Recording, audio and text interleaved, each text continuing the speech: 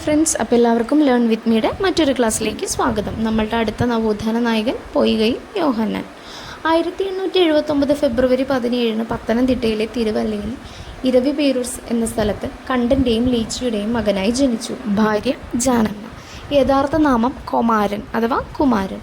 1939 June 29 അന്തരിച്ചു. അദ്ദേഹം കുമാരഗുരുദേവൻ എന്നറിയപ്പെടുന്നുണ്ട്.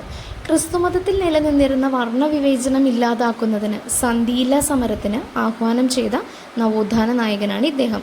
കുട്ടിക്കാലത്ത് തന്നെ ഇദ്ദേഹത്തിന് ക്രിസ്തുമതത്തിൽ ആകൃഷ്ടനാവുകയും ആ ക്രിസ്തുമതത്തിൽ ചേരുകയും യോഹന്നാൻ എന്ന പേര് സ്വീകരിക്കുകയും ചെയ്തു. യോഹന്നാനെ ബൈബിൾ വായിക്കാൻ പഠിപ്പിച്ചത് മുത്തൂറ്റ് കൊച്ചുകുഞ്ഞ്. ക്രിസ്തീയ സഭകളുടെ അനീതികൾക്കെതിരെ ശബ്ദമുയർത്തിയ യോഹന്നാൻ 1906 വാകത്താനത്തിനടുത്ത് അബ്രഹാമിൻ്റെ ഭവനത്തിൽ നടന്ന യോഗത്തിൽ വെച്ച് ബൈബിൾ കത്തിച്ചു.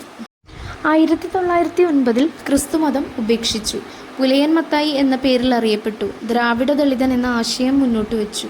അവശത അനുഭവിക്കുന്ന ദളിതരുടെ മോചനത്തിനായി യോഹന്നാൻ നടത്തിയ ലഹളകൾ അറിയപ്പെടുന്നത് അടിലഹള എന്നാണ്.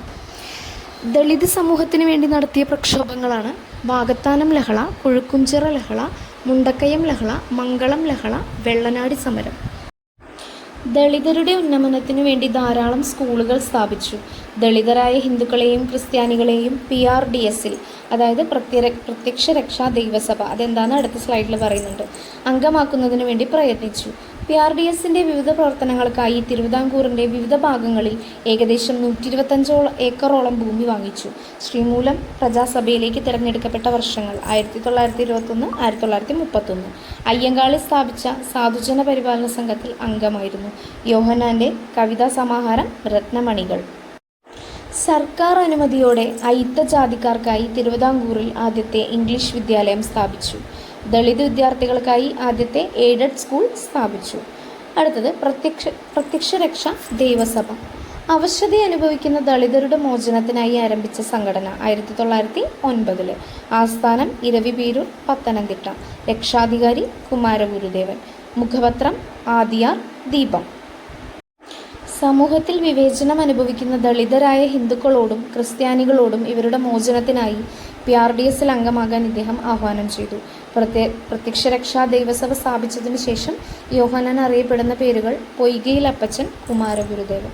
ഇത്രയൊക്കെയുള്ളൂ ഇദ്ദേഹത്തിനെ പറ്റിയിട്ടുള്ള ഫാക്ട്സ്. കൂടുതൽ എന്തെങ്കിലും ഉണ്ടെങ്കിൽ, മിസ്റ്റേക്സ് ഉണ്ടെങ്കിൽ കമൻറ്റ് ചെയ്യാം. പിന്നെ ഞാനിപ്പോൾ ലേറ്റസ്റ്റായിട്ട് അപ്ലോഡ് ചെയ്തിട്ടുള്ള സ്ലൈഡുകളിൽ എഡിറ്റിംഗ് ഇഷ്യൂസ് കുറേ ഉണ്ടായിരിക്കും, നിങ്ങൾ കണ്ടിട്ടുണ്ടാവും. ഞാൻ ലാപ്പിലിട്ടിട്ടാണ് എഡിറ്റ് ചെയ്തിട്ടുണ്ടായിരുന്നത്, PPT ചെയ്തിട്ട്. പക്ഷേ അതിൽ ചെറിയൊരു ഇഷ്യൂ വന്നതുകൊണ്ടാണ് എനിക്ക് എഡിറ്റിംഗ് പ്രോബ്ലംസ് മുഴുവൻ ഉണ്ടായത്. അപ്പോൾ അതൊന്നും എല്ലാവരും തിരുത്തുക. കാണുന്ന സമയത്ത് എൻ്റെ അടുത്ത വീഡിയോസ് തൊട്ടിട്ട് മിസ്റ്റേക്സ് ഒന്നും ഇല്ലാതെ അപ്ലോഡ് ചെയ്യുന്നതായിരിക്കും. അപ്പോൾ താങ്ക് യു.